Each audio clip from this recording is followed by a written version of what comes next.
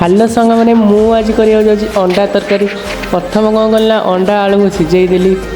Size सारापर अंडा आलू ठीक से हो सारापर तार खोलपा सब छड़े छड़ी तो साइज कर रखीदेली साइज खोलपा छड़े बाहर करके रखीदेली आम सब तैयारी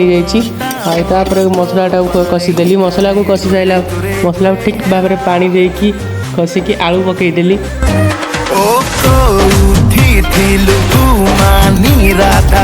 ये आलू पानी देकी टिके कषि देली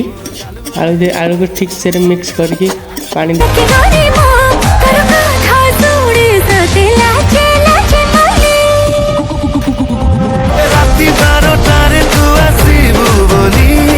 केमती कमेंट रे निहाती जनइबे।